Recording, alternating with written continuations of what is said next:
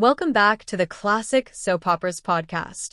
Today, we're heading back to January 29th, 1985 for the next episode in the Recap Archive series of Days of Our Lives. Let's dive in.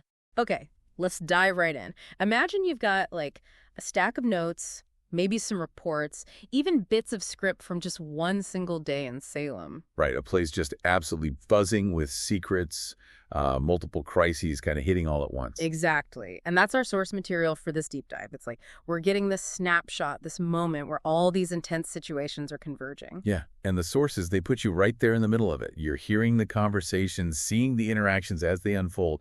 Our job really is to sift through this specific moment. Pull out the important bits, you know? Understand who's who, what they're really after, because the motives get pretty strange sometimes. Definitely. And figure out what crucial info is kind of hidden in all the noise. We're basically decoding what went down for anyone, who couldn't see it themselves. Okay, so we've got a few different threads running through this material.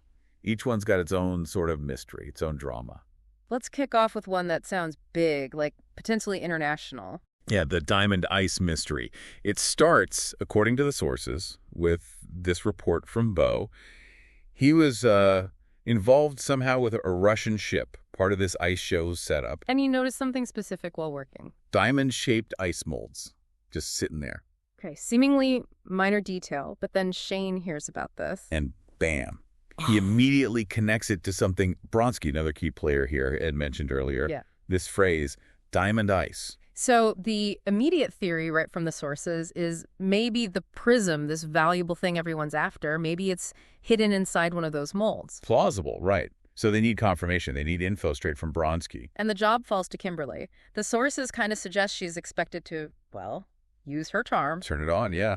Give him talking. Which leads to the scene the sources lay out for us. Kimberly meets Bronsky. There's definitely some flirting going on. Yeah. And she starts asking questions, leading questions about this diamond ice. And here's where the sources throw us a curveball. Bronsky's explanation, it totally changes that initial theory. Right. He says diamond ice isn't one specific thing. Not at all. It's the theme. The whole theme for the entire ice show production. Everything. Like costumes, the ice itself. Costumes, the ice, even these diamond-shaped popsicles they're planning to sell.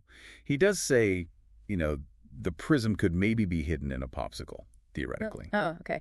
So less secret code, more marketing gimmick. Kind of. Yeah. But the term itself is way broader than they first thought. Yeah. So that specific lead, the molds, kind of dissolves. But then, right there, same conversation, Kimberly overhears something else. Yeah, this is crucial. Bronsky gets a phone call, and she hears him setting up a meeting. With who? Larry Welch, a name that definitely rings bells in Salem. They agree to meet Friday at a place called the Body Connection. Wow. Okay, so that's a huge connection sources just dropped on us. Suddenly, this potential international smuggling thing, Prism, Russians, ice shows, is linked directly to a local guy, Larry Welch, who we already know is mixed up in other Salem messes. It just shows how these worlds can collide, Absolutely. It's those personal connections that weave everything together. Okay, so let's shift gears dramatically. From international intrigue and potential smuggling to something, deeply personal and kind of bizarre. Right. This involves Stefano. The sources detail this really strange request he makes to Jimmy. He wants clothing sizes. Yeah, clothing sizes. Specifically for Marlena and Carrie Brady. And the way he tells Jimmy to get them is awkward, doesn't even cover it. No, it's super intrusive. He tells Jimmy, basically, go to Marlena's house, make up some excuse so they leave you alone for a bit. And then sneak into their rooms and check the labels on their clothes. Yeah. Jimmy himself, the sources note, calls it tricky. He even questions if it's just some whim of Stefano's. But Stefano's reaction, it tells you everything. The sources paint it as a real fixation. An obsession. He calls it a flame of passion, something that keeps him alive. He even brings up the phoenix rising from the ashes. And his goal, explicitly stated in the sources, is to get Marlena and her kids entirely new stuff. Exquisite things, he says, for their life in Caracas. Things he makes a point of saying Roman Brady could never give her. Exactly. Yeah. So it's not just about new clothes. It's this twisted way of trying to erase her past, her connection to Roman, and basically claim her completely through these material things. It's unsettling. A really stark contrast to the prism mystery, right? Shows the different kinds of fuel driving things in Salem. Global stakes versus deeply personal, psychological stuff. Definitely. And speaking of strange things and hidden motives, the sources also give us this whole situation with Eugene, Calliope, ESP, and a charade. Right, okay. This starts with Eugene showing up at Marlena's. He's using his ESP. And he senses danger, like strong danger inside the house. He tells Marlena, get everyone out, now. But the sources say he can't quite specify the threat, just this overwhelming feeling that something's wrong. Okay, so file that away. Then later we see Eugene again. This time he's interacting with a woman who's wearing one of Calliope's unique dresses. And Eugene is definitely interested, but he calls her Tiffany Marie. He says his mother likes her and wants her phone number. Liz is there too, and she initially says no, privacy concerns. Standard enough.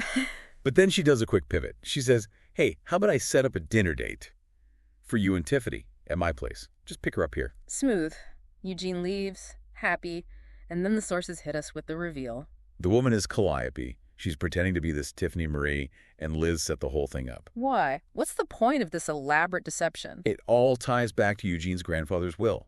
There's a clause, apparently, that says Eugene's bride has to be chosen for him, or he loses the Bradford fortune. Ah, okay. So the plan is? Eugene falls for Tiffany. Then, surprise. Tiffany reveals she's actually Calliope, since Tiffany was the chosen one, and she is Calliope. Loophole. Wow. That's convoluted. Yep. How does Calliope feel about this? The sources note she seems pretty confused and frustrated by the whole mess, as she calls it, though she does defend the dress. Of course she does! So another layer of secrets and deception, this time driven by money and family legacy. Right. And the drama keeps rolling. Yeah. We also get deeper into that Dr. Horton lawsuit. Mm. There's a big argument shown between Gwen Grumming. Guess who? Let me guess. Larry Welch. Bingo. The same Larry Welch we just heard about meeting Bronski. He's everywhere. Okay, so what's their argument about? Gwen wants to drop the lawsuit against Dr. Horton.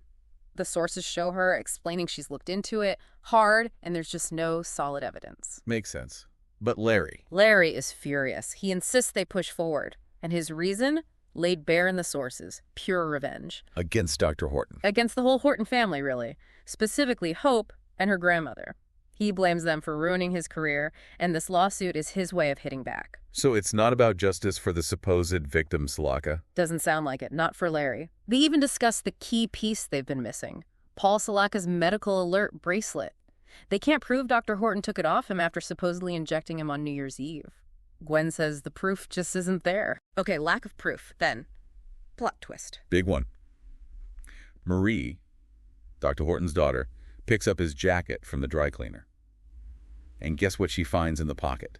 Don't tell me. The bracelet. The medical alert bracelet. Whoa. Okay, that's huge. What's the family's immediate reaction, according to the sources? Instant suspicion, but not necessarily about Dr. Horton. They recognize it as Salaka's, yes, but their immediate thought is that it was planted. Planted? By who? By the other side, Speed or his father. Because, as they figure, the opposition lacked evidence, so they need to frame Dr. Horton. Their minds jump right there. That tells you something about the kind of games they expect, doesn't it? And it really does. But now they have this major dilemma. What do you do with this potentially planted but still crucial piece of evidence? Right.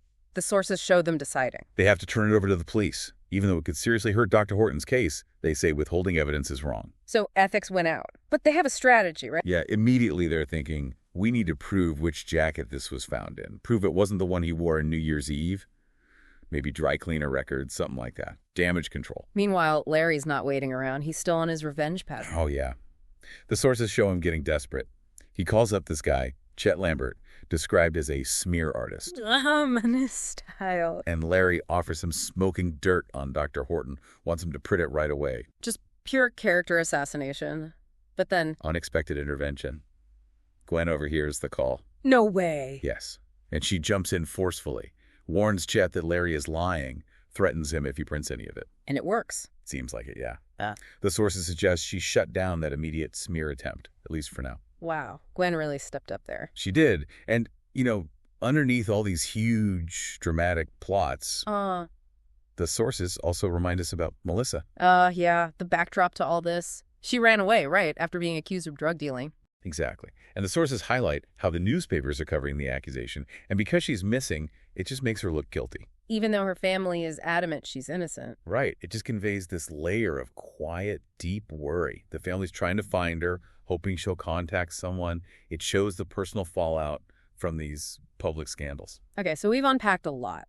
The Diamond Ice theme park reveal, the weird Stefano clothing obsession, the Calliope Tiffany inheritance scheme, the planted bracelet drama, Larry's revenge tour, and the underlying worry for Melissa.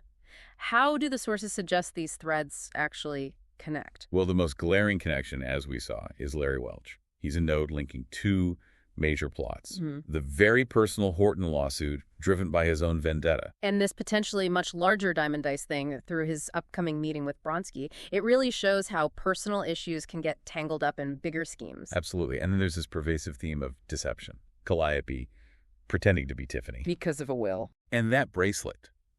Is it real evidence? No. Was it planted? The sources highlight this constant uncertainty about what's true, who's playing games. It makes you question everything. It really does. And the motivations are all over the map. You've got the quest for a valuable object, the prism. Then Stefano's deep psychological need for control. Eugene's situation driven by family pressure and money. And Larry's pure, burning desire for revenge.